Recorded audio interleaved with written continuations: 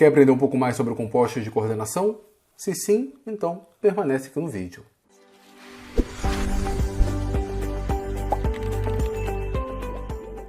Olá pessoal, sejam muito bem-vindos a mais um vídeo da Universidade da Química. Esse daqui vai ser um vídeo de resolução de exercícios.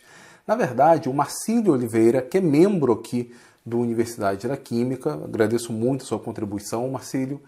Ele inclusive aproveita o benefício de ser membro, tem desconto nas assinaturas semestrais e anuais.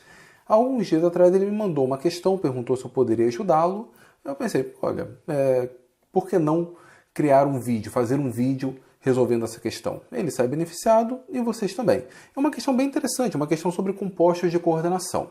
Inclusive, se você quiser aprender mais profundamente sobre compostos de coordenação, que tal você fazer uma assinatura do curso Tudo sobre Química Inorgânica na Universidade da Química? Eu abordo praticamente todo o conteúdo de Química Inorgânica com bastante foco na parte dos compostos de coordenação. Mas deixa de papo, deixa eu mostrar para vocês aqui a questão. Bom, é a sétima questão de alguma prova, eu não sei exatamente qual. Dois íons complexos, A e B, foram sintetizados a partir de reações entre íons de ferro, então pode ser o ferro 2 ou ferro 3, e as bases de Lewis, cianeto e cloreto. Tais compostos apresentaram as seguintes características. O composto A, ele tem momento magnético μ igual a zero, portanto não tem nenhum elétron desemparelhado, e bandas atribuídas a transições de transição de transferência de carga do tipo MLCT. É banda de transferência de carga metal ligante. O composto B apresentou μ 5,92 e as bandas atribuídas a ele foi do tipo banda de transferência de carga ligante metal.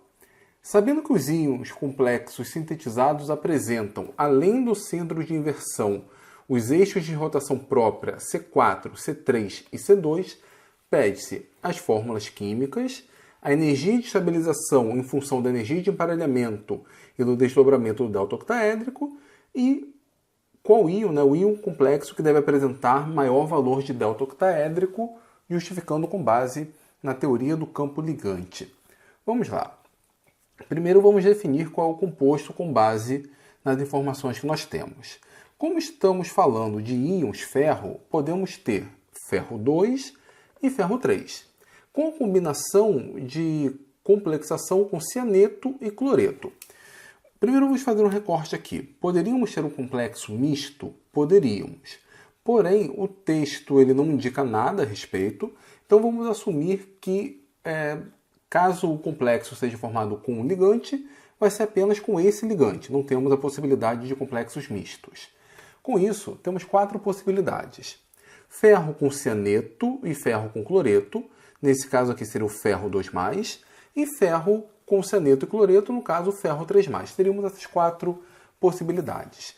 Por que não é tetraédrico? Porque ele diz que o complexo apresenta centro de inversão. E um tetraedro não tem centro de inversão. Então nós vamos decidir entre esses quatro complexos. Bom, para decidirmos, vamos começar fazendo o cálculo do momento magnético, porque um deles, o composto A, tem momento magnético nulo, portanto não tem elétron desemparelhado. Por outro lado, o complexo B apresenta um momento magnético de 5,92. Vamos às possibilidades. Aqui em verde, vamos considerar o ferro 2+. Complexos de ferro 2+, eles têm 6 elétrons por conta do ferro. Então aqui nós temos os orbitais T2G e aqui em cima os orbitais EG. Nós podemos ter um complexo baixo spin e alto spin. Se for com cianeto, vai ser um complexo baixo spin, porque o desdobramento é forte. Então, D6, vamos ter 1, 2, 3, 4, 5, 6. Se for com cloreto, que é um ligante de campo fraco, e perdoe esse meu Cl- aqui, tenho uma grafia bem ruim. Bom, nós temos 6 elétrons, só que agora serão complexos de spin alto. Então, 1, 2, 3, 4, 5, e aí preenchemos aqui os 5, o sexto vem para cá. Isso vem, pessoal, da série espectroquímica, o cianeto é um ligante de campo muito forte, todos os seus complexos serão de spin baixo. Bom, aqui nós teremos o ferro 3, e o ferro 3 é D5. Nós temos um elétron a menos, portanto, 5 elétrons. Se for com cianeto, vamos ter um elétron aqui. Opa, não estou conseguindo. 1, 2, 3, 4, 5. E se for com cloreto, vai ser spin alto. Então, 1, 2, 3, 4, 5. Como nós temos dois complexos e um deles tem μ igual a zero, né, momento magnético igual a zero, das 4 possibilidades, o único que tem momento magnético igual a zero é esse daqui. Então, um complexo é razoável que seja ferro 2 com seneto. Um dos complexos vai ser esse daqui. Agora, o outro tem momento magnético 5,92. Bom, precisamos fazer a conta então, porque aqui nós temos um elétron desemparelhado, aqui nós temos 4 e aqui nós temos 5. A equação que nós utilizamos para isso é essa daqui. μ é igual a 2 raiz de S, que multiplica S mais 1. Aqui expressa o magnétons de Bohr, então vezes o μb, que não interfere nesse caso. Essa expressão nós utilizamos quando nós não consideramos interação entre os spins. Quando existe interação entre eles, aí a expressão é outra. Essa daqui é a mais simples de todas. Vamos considerar que, bom, como já gastamos um íon ferro 2, o outro deve ser ferro 3. Então vamos pegar a possibilidade de ferro 3 com cloreto, portanto temos 5 elétrons desemparelhados. O spin de um elétron é meio. Esse S aqui é o S total, então vamos considerar 5 meios. Jogando aqui então 5 meios, fazendo essa conta, nós temos que o momento magnético é 5,916, 5,92. Então nós já definimos com isso, né, só olhando o momento magnético, que um complexo é ferro 2 seneto e outro ferro 3 cloreto. Para confirmar, afinal se isso aqui é uma prova de concurso, ele nos dá uma informação, nós precisamos utilizar essa informação. Temos as informações da banda de transferência de carga metal-ligante e ligante-metal. Essencialmente, quando nós temos transferência metal-ligante, é porque o metal é rico em elétrons. E um metal rico em elétrons, na verdade, é um metal com baixo estado de oxidação. A transferência metal-ligante ocorre com o complexo A, e o complexo A tem μ igual a zero. Portanto, o complexo A é o complexo de ferro 2+, enquanto que o complexo B é o do ferro 3+.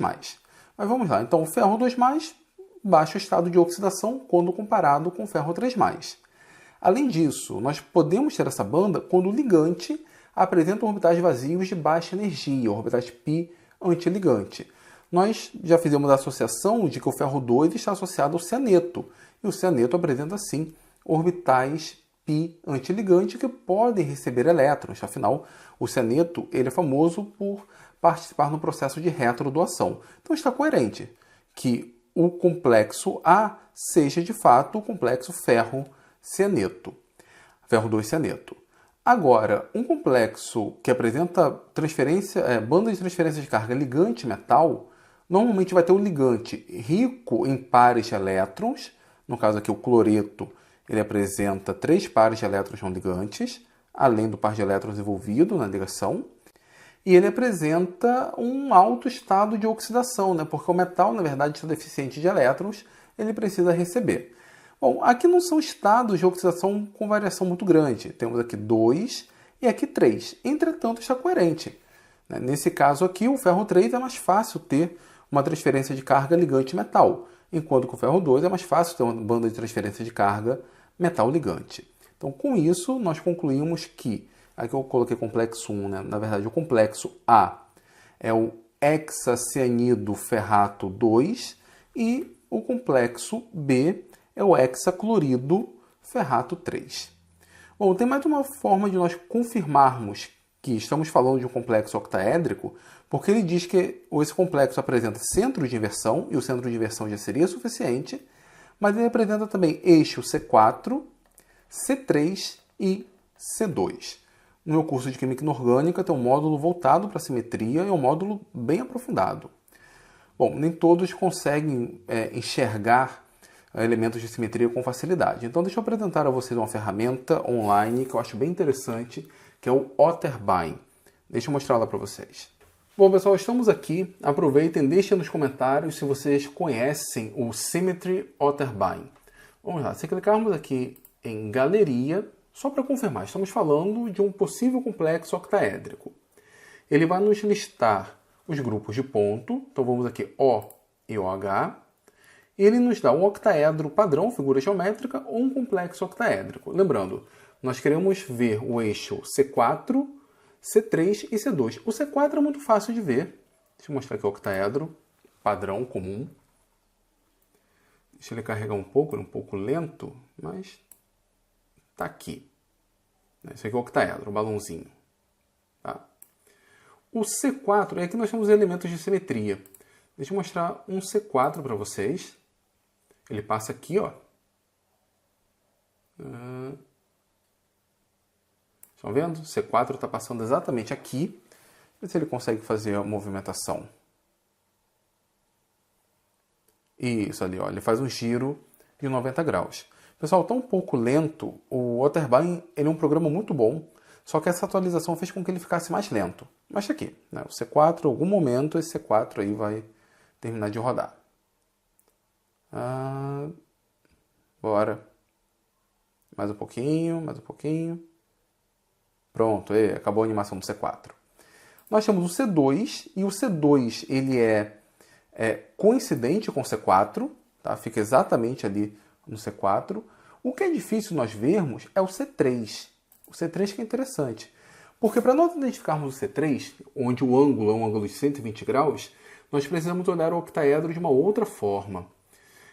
Sempre teremos o C3 quando tivermos um tripé, vamos colocar assim. Um conjunto de 3 átomos. Quando nós olhamos o octaedro assim, por esse ângulo, aqui a gente consegue ver uma face triangular. E atrás também uma face triangular. É exatamente no meio dessas duas faces que nós temos o C3. Esse vai ser aqui, ó. O C3 passando exatamente no meio dessas faces triangulares. Então, o octaedro também tem o C3. Talvez aquilo ali fosse... Talvez essa informação tivesse sido colocada para, talvez, desestabilizar o candidato. Vamos ver aqui a animação do C3. Vai demorar um pouquinho, mas pelo menos a gente consegue ver. Bom, espero que na edição eu consiga adiantar essa parte.